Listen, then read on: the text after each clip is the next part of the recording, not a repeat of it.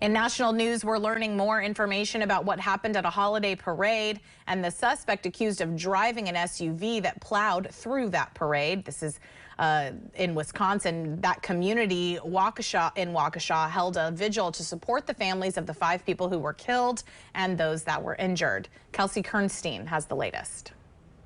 Police telling us that Brooks was fleeing a domestic disturbance call just minutes prior. We're also learning he has an extensive criminal history. In fact, he was released from jail just 3 days before the crash.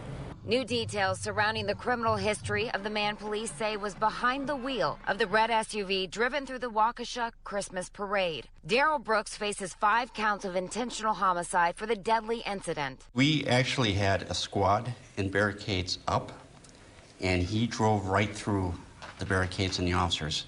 When the officers tried to engage and stop the threat, he still continued through the crowd. But documents provided to News Nation show Brooks was released from jail just 3 days before the incident, posting a $1,000 bond. Brooks was previously jailed on charges of resisting arrest, battery, domestic abuse, and reckless endangerment. Earlier this month, Brooks was also charged in another incident involving a car, allegedly running over a woman with a vehicle in a gas station parking lot. Brooks also has 2 pending felony cases against him. In addition to the recent arrest, Brooks' lengthy criminal history leading some to question how he was able to secure such a low bond. A statement from the Milwaukee County District Attorney, John Chisholm, reading the state's bail recommendation in this case was inappropriately low in light of the nature of the recent charges and the pending charges against Mr. Brooks. Investigators are also still working to find out what specifically led to the incident. Police Chief Jan Thompson says he does not believe the crash was domestic terrorism, but wants to keep the focus on the victims.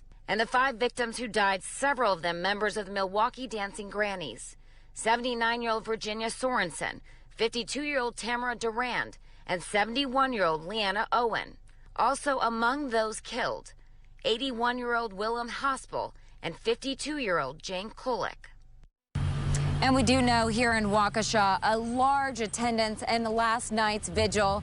And we're right here in front of a memorial. You can see the candles, teddy bears, and posters, people showing their condolences. And today at 4 p.m., Brooks is due in court. Back to you.